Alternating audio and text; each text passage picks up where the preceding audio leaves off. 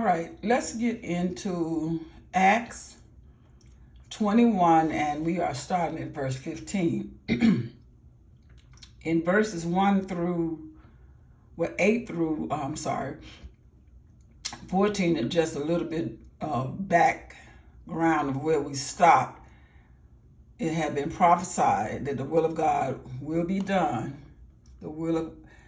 And what they said in verse 14, and when he would not be persuaded, we cease saying, the will of the Lord be done. In other words, we tried to get Paul not to go to Jerusalem because we knew that there was no good in the minds of some of the people to harm him.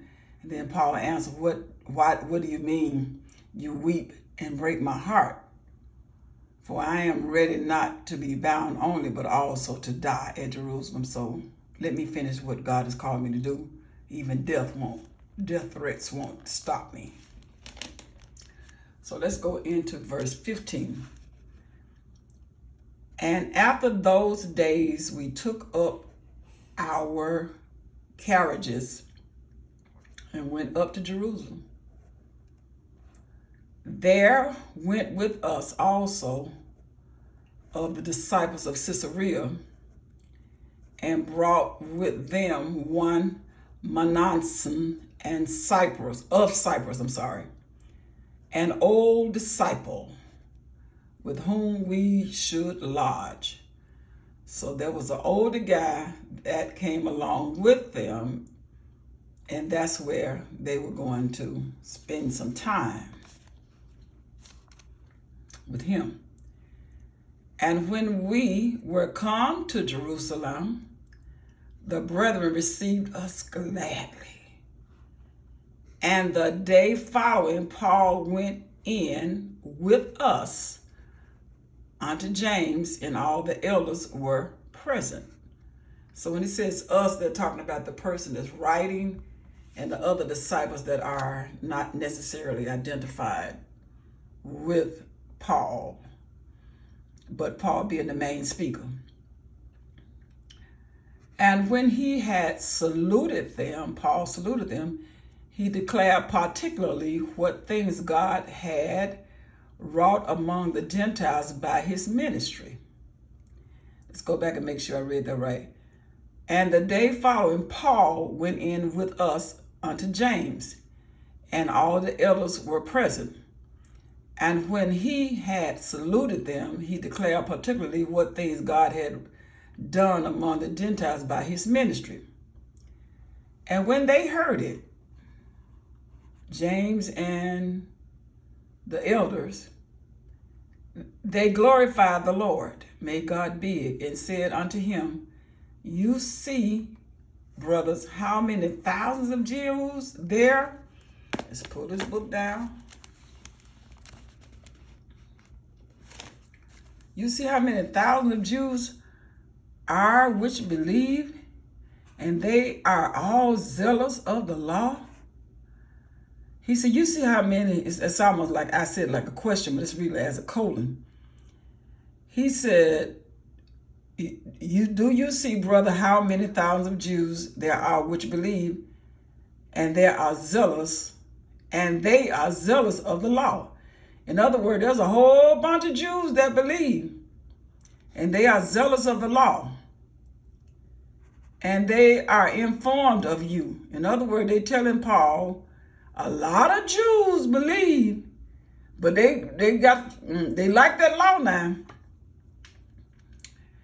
and they are informed of you, that you teach all the Jews which are among the Gentiles to forsake Moses. See, Paul, the word on the street is you said something to the Jews in one section that these Jews in this section, they saying they are not a fan of it. You know the word. Let's keep reading.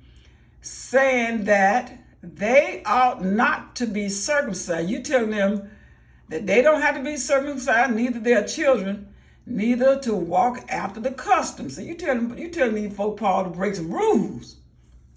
He said, what's that all about? What is it there for?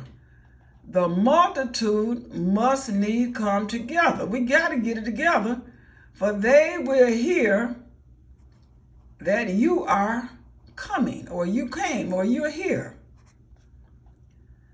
Do therefore that we say to you, we have 4 men which have a vow on them. What's that vow?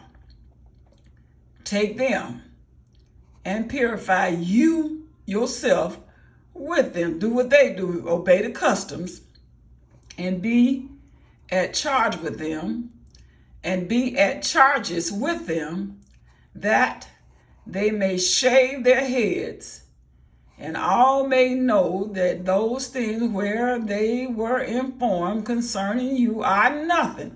In other words, Paul, cut your hair and do what these Jews know we normally do. Don't just come on. You and these guys that understand the vows that are made, but that you yourself also walk orderly, do the rules that we do, and you keep the law. So we're going to let you know that you got to come in here, but you got to come in the way we told you. Come on, don't bring that freedom up in here now, Paul. Verse 25. As touching the Gentiles, however, which believe, we have written and concluded that they observe no such thing. We're not talking about the Gentiles now, except only that they keep themselves from things offered to idols, and from blood, don't kill anybody, and from strangling, don't strangle anything, we talked about that, and from fornication. Don't strangle anything. I like the understand that I got from that is don't try to take God out of anything. Leave God alone in everything. Then Paul took the men, and the next day purifying himself, he said, okay, let me go and cut my hair. With them entered into the temple to signify the accomplishments of the days of purification, until that an offering should be offered for every one of them. So they went through the rituals that the Jews normally do symbolically, and Paul said, okay, I'll do it that way, because I'm going to show you that I can play by your rules and still know what I'm talking about, and it is the truth. So Paul was encouraged by James and the elders. He said, Paul, let me tell you right now, these folk ain't ready for this gospel the way you teaching it and not following the rules. We're going to deal with the Gentiles, like you said, but when it come down to us, we got to make sure we dot every I and cross all T's. So right now, you are going in with some big time preachers. So do what we tell you to do. Save yourself some time. Go through the order of the service that is normal for the Jews. And let the people know you didn't come to try to make them feel like they don't have to stop doing what Jewish people do. As far as the Gentiles are concerned, we'll obey your rules because you know they Gentiles anyway. Well, I'm saying that myself. And Paul said, okay, that's good. Let's do it. That is Acts 21, verse 15 through 26. I'll be back with 27.